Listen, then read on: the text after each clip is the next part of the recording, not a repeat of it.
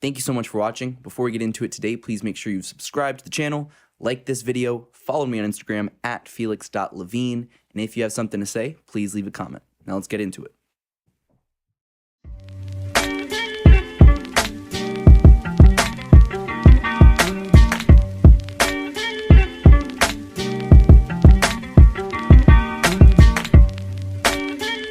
And we're live. Sacha, thank you so much for coming on the show today. I'm very happy to have you on. I've been looking forward to this one for a few weeks now, so I'm happy to finally have it happen. Yeah, it's very happy also to be here. Can't wait to start the podcast.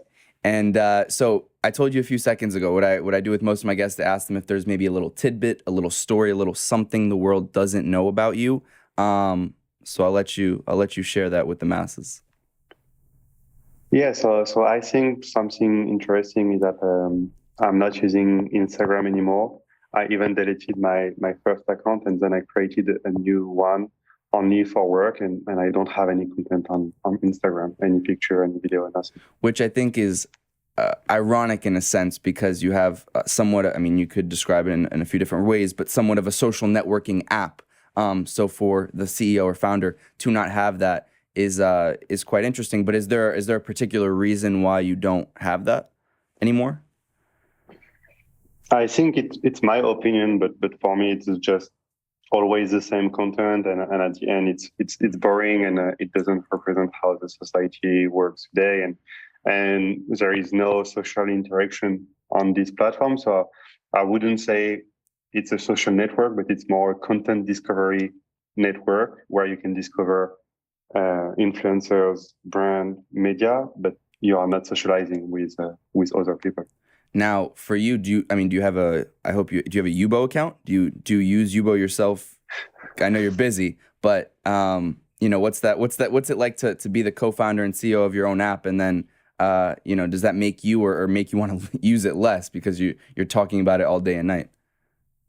Yeah, so actually it's very funny because I'm too old to use Yubo. So right.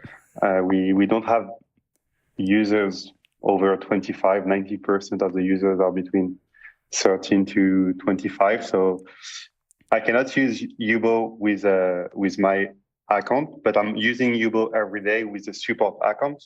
And so I'm behind one Yubo account, and I'm answering to everyone on this account on the behalf of Yubo. Now, I mean, so I've listened to a bunch of your interviews in the past couple of days, and I know, what Yubo does, but I think it would be disrespectful to not have you at least, yourself explain for the people out there that aren't, familiar with it really quickly. What is Yubo, and why should someone who's listening right now who's never heard of Yubo perhaps be interested in downloading it, especially because a lot of people, I think, that listen to my show, happen to fall into that, probably more that 18 to 25 range. So, what is it, and why should someone go and download it the way that I did 2 days ago to check it out? Yes, it's a good question. So Yubo is a social space to socialize online all around the world, and basically it's a public space where you have small group of people. On average, it's 10 people that are interacting through video, audio, and chat in real time, based on the topic of the conversation and based on the people in the group. And our mission is really to take the best of offline interactions and add to that the power of the technology to make sure that you will connect instantly with the right group of people anywhere in the world at any time in a very safe environment. And at some point, it's much more powerful than socializing offline, because at some point when you are offline, you are forced to socialize with your people you are at school, with the people you are at work, or when you are doing a sport. And if it's 3 a.m. in the morning and you don't find a way to sleep and you just want to hang out with other people, where when it's in real life, everything is closed and you cannot do nothing. But on Yubo, you can connect instantly with the right group of people, speaking on the subject you want to speak about. So this is what Yubo is, and our vision is to create a space for youth to be themselves and express themselves as they would do in real life. Now, why is it that you made the decision to focus on the youth? And does it come from any personal experiences or personal quote unquote pain points? You know, oftentimes, as you said in a bunch of interviews, you're looking to solve a problem or a gap, if you will. Was it something that, you know, was personal for you or your co-founders, or was it something that you just found was the best demographic to target, and why? Yeah, it's a good question. So basically, just to give you some history about me and my co-founder, it's been 10 years that we are creating platform with the same mission of improving the way of how you connect and interact online. And Yubo is just an iteration of what we built before. And at the beginning, when we created Yubo, we didn't know that we were going to target the youth or target the Generation Z. But we just noticed something that is still happening today, which is millions of people are sharing their Snapchat username online to make new friends on Snapchat. And we just wanted to understand who were sharing the Snapchat username online and why they were sharing the Snapchat username online. So the first version of Yubo was just a way to discover new people on Snapchat and get new Snapchat username. But we didn't know who we were targeting and why they were doing. But to get the first users, what we've done is we managed to add all the people that were sharing the Snapchat username online on Snapchat accounts. We spoke with them to say, hey, there is an app called Yubo dedicated on making new friends on Snapchat. You should try it and download it. And we got 5 million users in a year with this channel of acquisition and a lot of organic growth. And we understood that our target was the Generation Z because 5 years ago, 99% of our users were between 13 to 17 years old. And this generation doesn't have any difference between their online life and their offline life because they are the most connected generation in the world. And as they need to socialize offline, they also need to socialize online. But there is no solution except Yubo to do that. Maybe you can socialize on gaming platform like Fortnite, but it's not around social interaction. It's around the gameplay. Now, something that I thought about when I first heard about Yubo, and you've obviously heard about this as well, is with the new hype around Clubhouse, which you know, does, I don't want to say a similar thing. I think some of the features are at least similar, and it's, you know, at least in the U.S. I don't know internationally. It's grown very quickly. I mean, I've heard about it on many different platforms. How different, you know, is a Yubo from a Clubhouse? And, you know, maybe to the people out there that are thinking of downloading one of the two apps, why should they perhaps go to Yubo over a Clubhouse or another one of those apps that allows you to connect with people in real time, whether it be audio or video, which Clubhouse doesn't have the video aspect?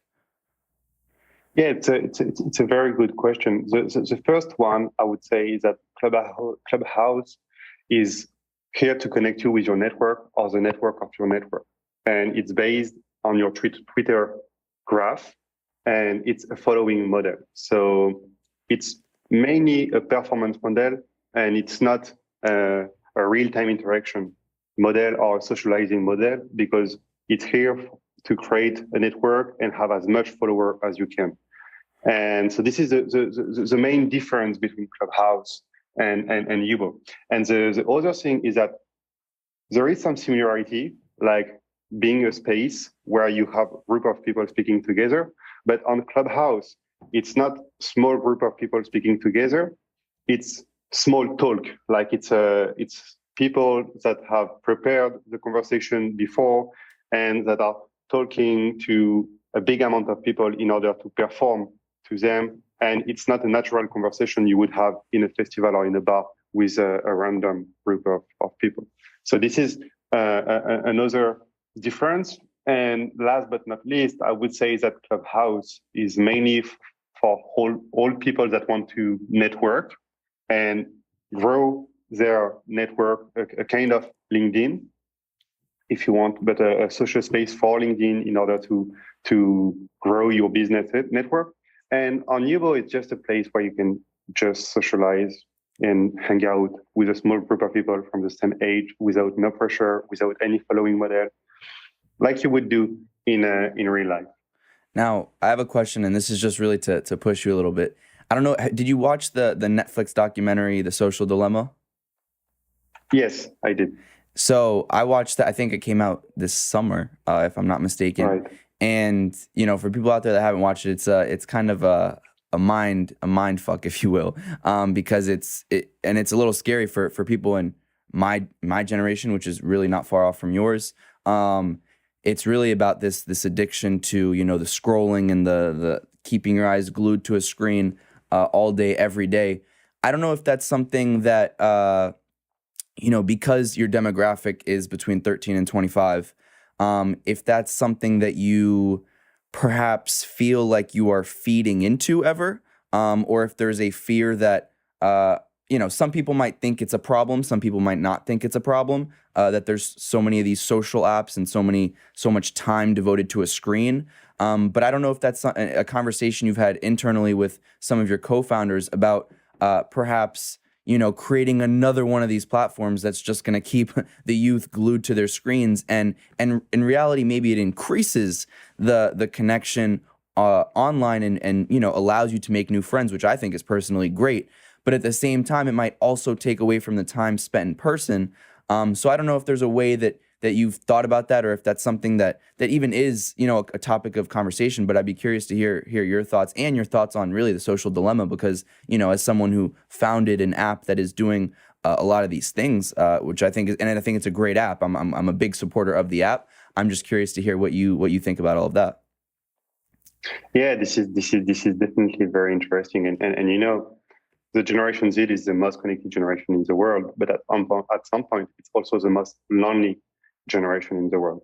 And this is because they are spending more and more time online, that they feel lonely. And this is because they are spending more and more time on social networks that are all based around performance, individual behavior, and they have a lot of followers, but they don't have real friends and real interaction. So they are living in a fake world where you can only discover influencers, media, or brand, and it's only made for 1% of the population, but not made for 99% of the rest of the population. And last but not least, their business model is based on ads. So their goal is for you to consume as many content as you want, and in order for them to earn money. So they are using your data in order to make more money.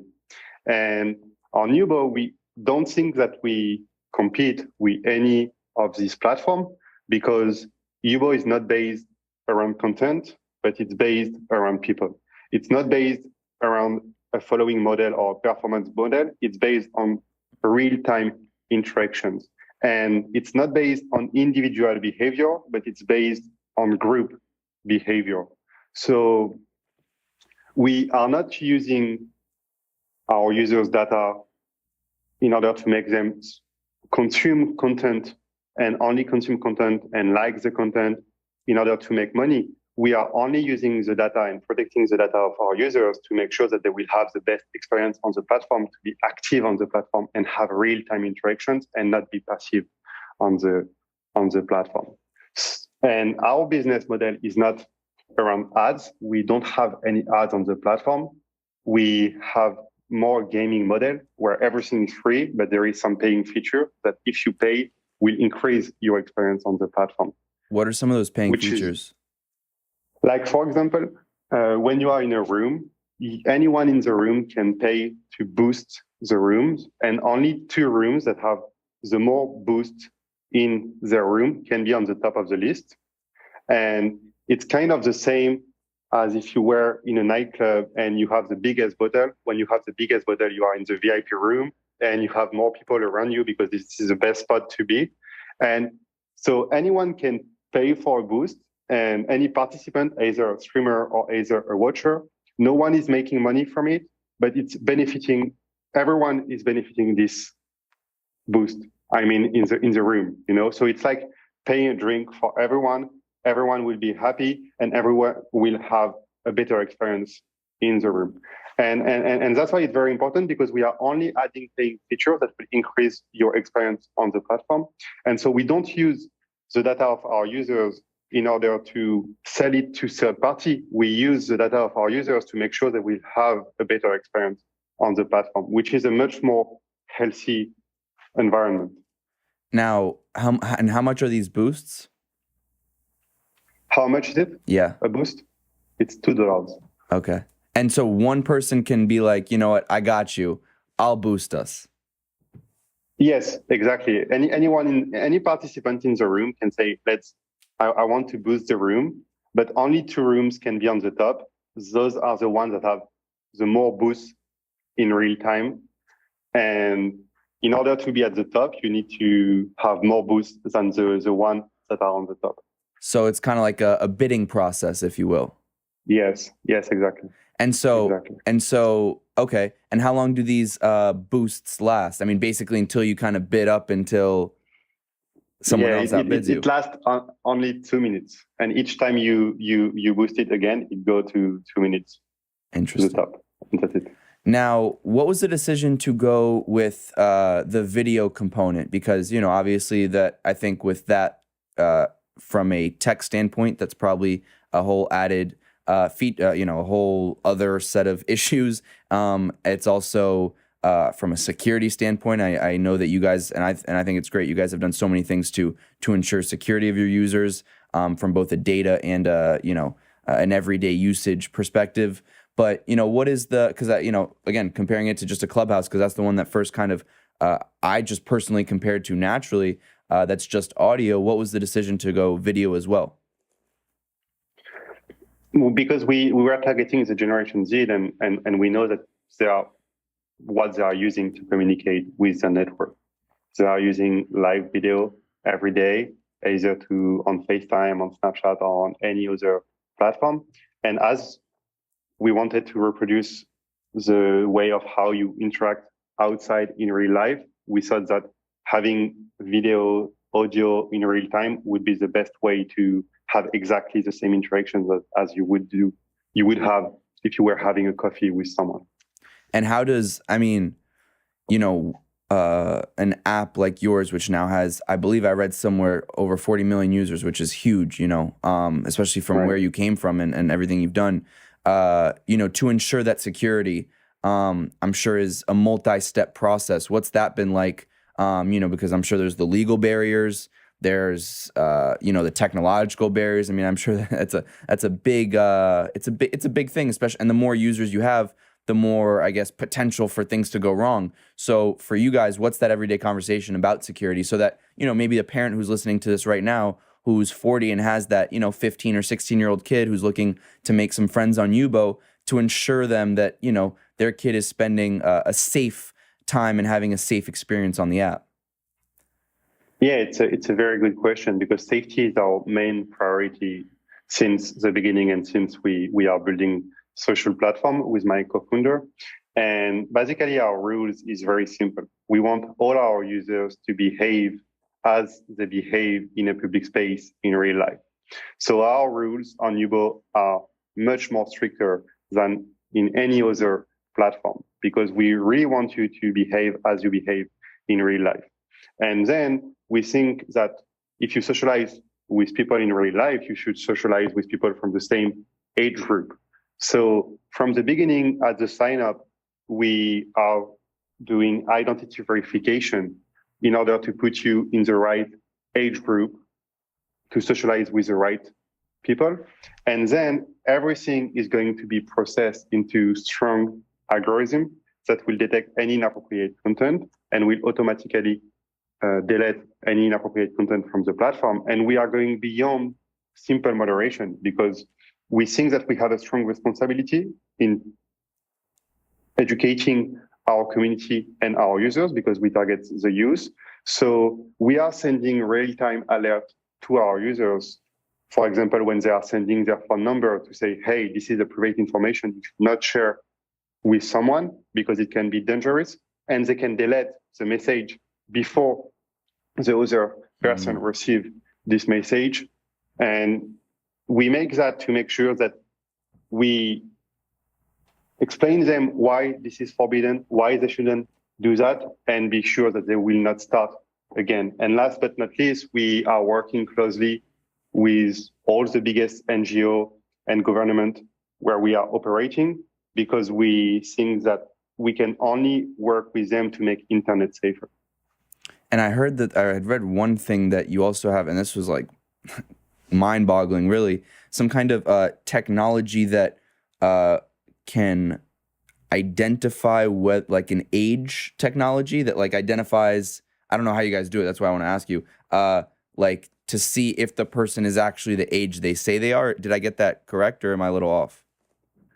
Yeah, no, you are correct. So when you sign up, you give it your date of birth, and then you need to upload a picture with your face, and we are going to. So we have different layer, but one of the layer is we are going to check that the picture you upload corresponds with the date of birth you wrote. Wow. With an algorithm. Wow. And then how do you know, if, like, say I created a profile, but I used like your picture, right? Or someone else, or a random photo. How do you know that I'm actually who I say I am? So we are also using Google Reverse API. So if you are using a picture on Google or a picture from a celebrity, then we will notice that right away, and we will flag your account right away, because we know that you use a picture on Google, and we will force you to verify your identity on the platform with your passport or any identity document you have, a video of yourself, to make sure that you will use your real identity and your real age on the platform. Now, have you heard of any particular stories from users on your platform that maybe are your favorite stories of relationships that were made, or friendships that were made? Because I don't know, maybe someone was once in a room together, they got along well, and then they actually ended up meeting in person and becoming great friends. I don't know if you have any stories like that, or things that you're aware of from, I guess, good Yubo stories.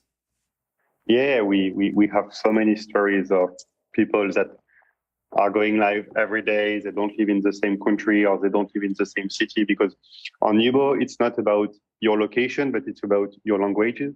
And there is no barrier on Yubo. And so you can have a chat during 2 hours or 3 hours with people that are not living near you or not even in the same country.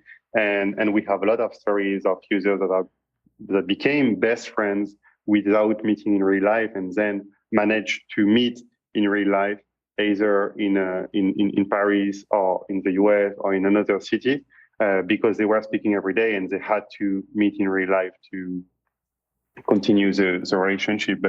But all our users, we are giving the tools to our users to socialize and to create and edit their network on the platform. And they are staying on Yubo, not only to make friends, because I would say that making friends is only the result of using Yubo, but to really having meaningful interactions and being able to socialize as they would be able to do it in real life. And this is very powerful, because socializing is a primary need.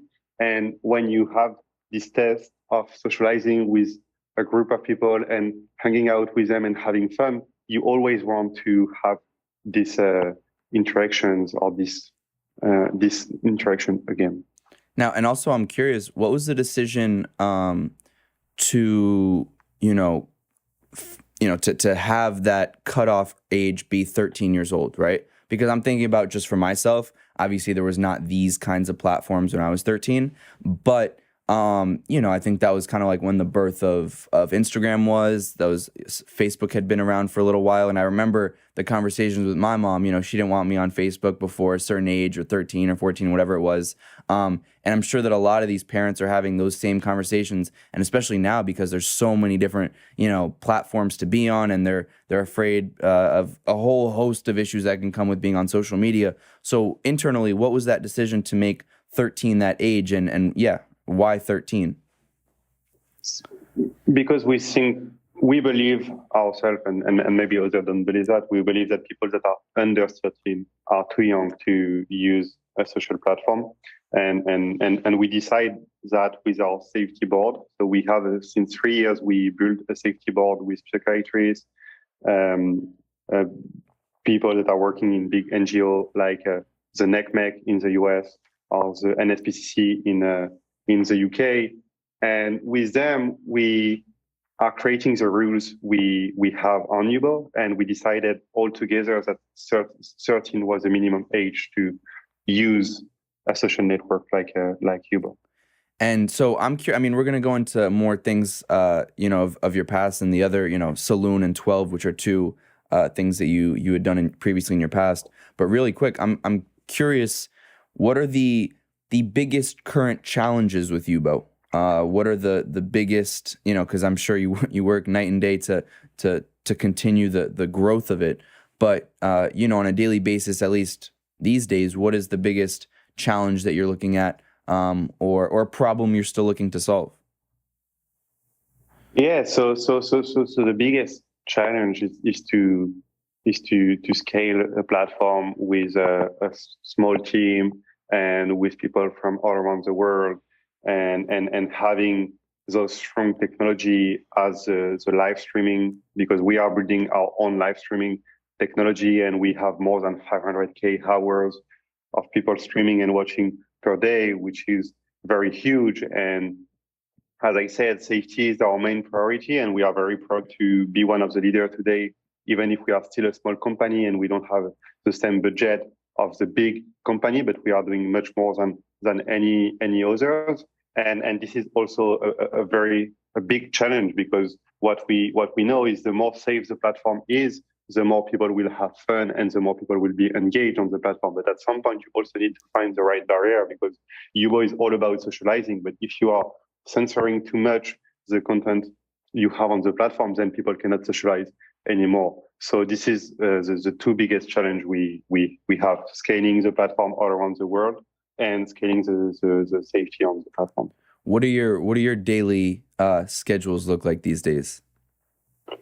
So on my side, I'm mainly focusing on scaling the team and hiring the right talent, because we don't want to be a big team of 1,000 of people. Today we are around 50 people, and we would like to have a maximum of 100 or 150 people in the company. So we need to find the right talent and find the right person that will worth 10 people with only one person. So I'm focusing on hiring. I'm focusing on our investor board and the relation with all the investors and the global strategy of the company. And I'm also speaking a lot with the community, with my support account I have on Yubo, and I'm even going live on Yubo almost every week on the behalf of Yubo to speak with the community and announce the big feature we are launching, and getting feedback on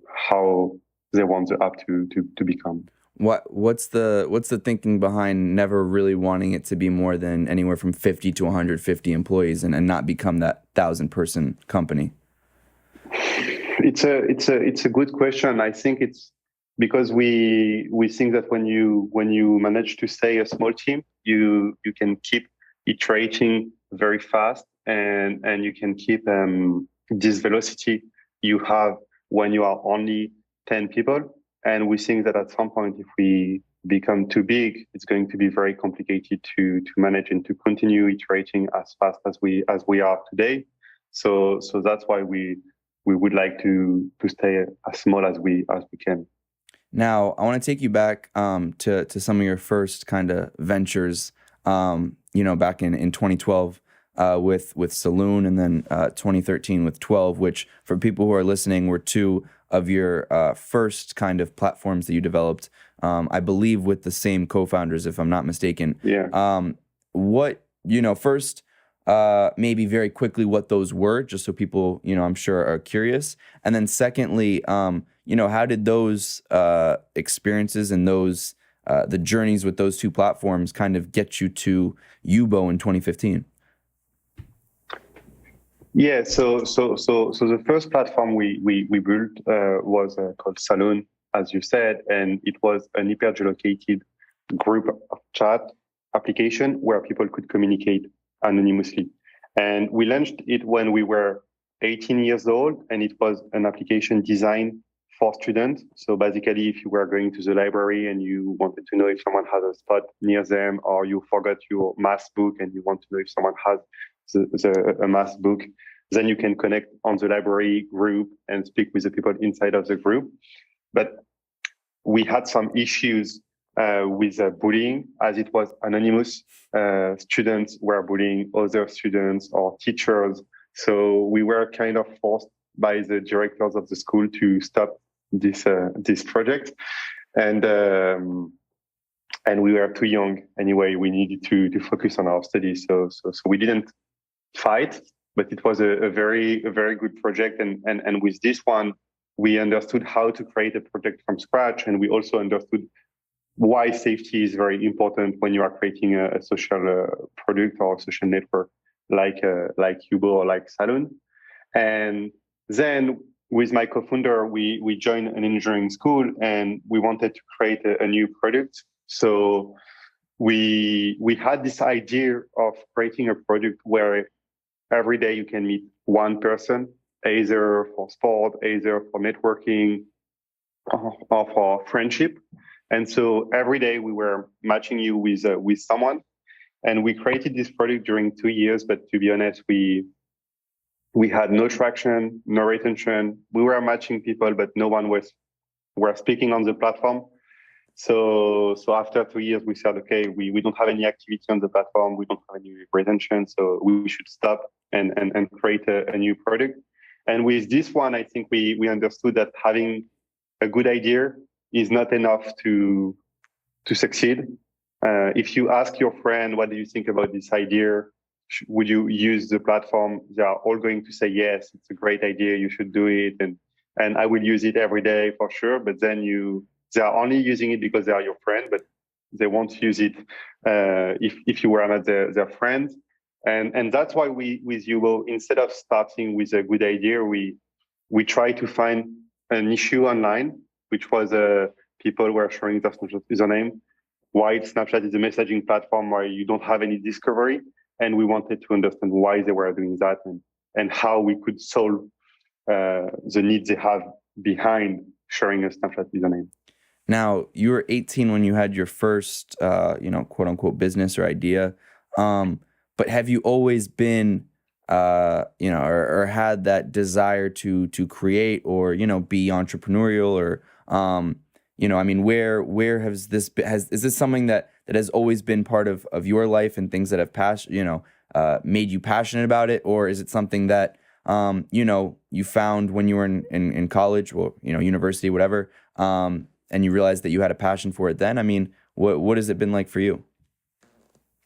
Yeah, I think since I was little, I always said that I want to create my own business and I want to have my own thing because I always wanted to work very hard on something I own and something that I'm creating value to it, but I also creating value for myself.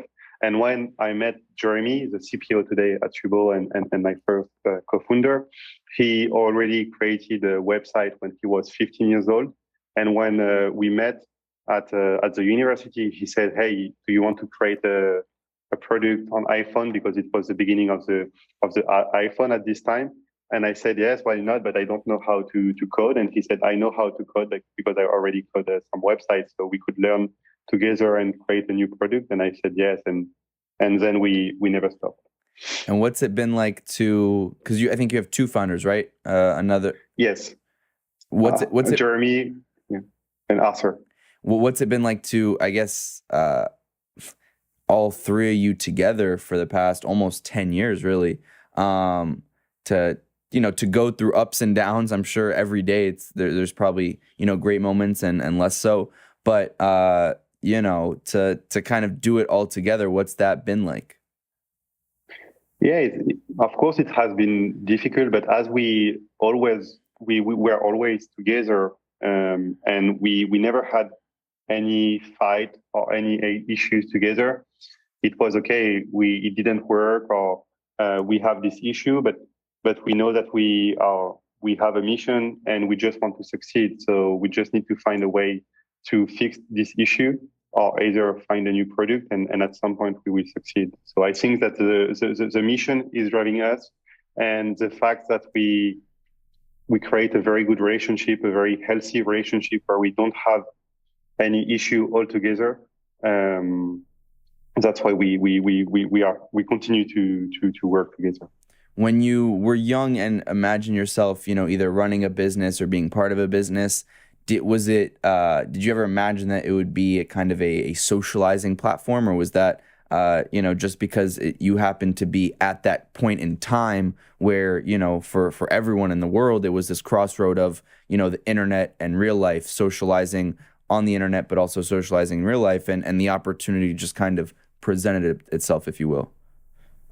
Yeah, I think it's we were at the right time at the right moment, and we keep trying. And maybe if it was 20 years ago, we wouldn't succeed with that many users, because I think that even 15 years ago, we had other platforms to socialize that has been created and didn't work. And this need of socializing online has always existed since internet was created. But I think that we were at the right time with the right technology, with the right generation that was ready to have exactly the same interactions online than offline. And that's why we succeeded. Was there ever a moment after Saloon in 12 where you just wanted to quit? Yeah, a lot of moments, but at some point, at the beginning, even with Yubo, to be honest, like no one was understanding us. Everyone was saying like, no one wants to socialize online. There is no point of making friends online. You should stop. You should find a right product, and it was very hard to have all of these feedback. But the only thing that make us continue was the community we had and the number of users that was growing every day. And we said, okay, we have so many users coming on the platform every day that have this need of making new friends and socializing, that we need to continue, and we will crack it for them for sure. And I think I read somewhere that, obviously the pandemic had a lot of bad things associated with it, but for something like this, I can only imagine that it was, and I think I had read some statistic where it also kind of took off during COVID, no? Yeah, it was growing very fast before the COVID, and it's true that COVID accelerated our growth and especially our engagement, because in 2020 we've seen 400% of increase on our engagement metrics, especially within the live. But it's mainly because our users are using Yubo after school, during the weekend, or during holidays, and with a strict lockdown, it's a big holidays. So users, it's everyday Sunday basically. So we had a lot more users using Yubo every day, and it accelerated our engagement and our growth. But at some point, when you are between 16 to 21 years old, after school or during the weekend or during holidays, you are in your room. You are not going out every day. So that's why even after the lockdown, people were coming back on the platform, and we were growing before the lockdown. Do you feel like Yubo has, quote unquote, like made it yet? No, not at all. I would say that we prove that we are answering a primary need, which is socializing online. We prove that we have a strong community and we have a product market fit. But I would say that we've done 1% of the road, and now that we have that, we need to do everything to be 100 times or 1,000 times bigger than we are today. For you, do you measure that success based on the number of users, the engagement, or would you rather do you gauge that success or measure that success on the evaluation of the company? I mean, what's your metric for success? Our metrics for success is the number of people that are using Yubo every day. This is only what matters for us. And if we reach 1 billion daily active users, I would say that yes, we have succeeded. Do you ever think that, does that ever scare you to know that you have a product that really, I mean, it also could not, but it could in a way become this thing that just keeps everyone glued to their phones all day? Not really, because on using Yubo is healthy, because when you are on Yubo, you are interacting with people, you are speaking with them, you are speaking in a group, you are improving your social skills, and socializing is very good for your health, and that's why we are not scared that people are using Yubo too much, because if they are using Yubo too much, it means that they are interacting and socializing with other people, which is very good for them. Now, for you on a personal level, I'm curious to know what your metric for how you gauge your own personal success is. Is it associated with the success of Yubo, or are you content with everything else, or how do you gauge your own personal success? Yeah, I think that everything is linked to Yubo and what I become, and my network, my family, and my friends. So if I succeed and we succeed with Yubo by reaching 1 billion daily active users that are socializing every day, and we are creating a space for them to just be themselves and making them grow naturally, we would succeed. And if everyone around me is happy and good, then I would be happy. Now, if I told you it's 2025, where do you hope Yubo is in 2025? I hope we will keep being the leader in creating a social space for youth to socialize online, and I hope that we will reach the same number of daily active users as a big social platform have today. Beautiful. Well, it was an absolute pleasure to have you on my show. And really quick, for people who are out there listening and are interested in Yubo, you can follow Yubo on social medias, Yubo_app. Of course, download it from the App Store. Sacha, it was really a pleasure to have you on my show. I know, are you currently in Paris? Yes, I'm based in Paris, currently in Paris. We are in a full lockdown. Yeah, but I'm very happy to. I know. So my mom is from Paris, so we go there, a couple times a year.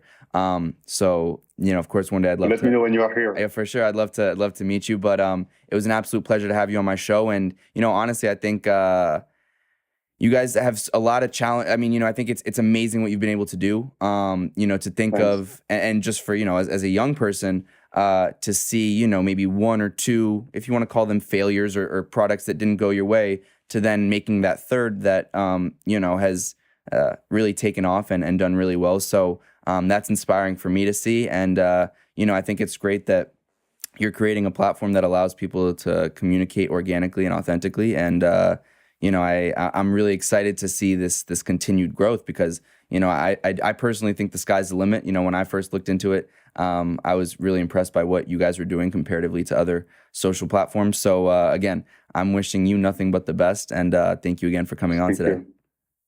Thank you for inviting me. It was a real pleasure to do it, and I think one of the best podcasts I've done so far.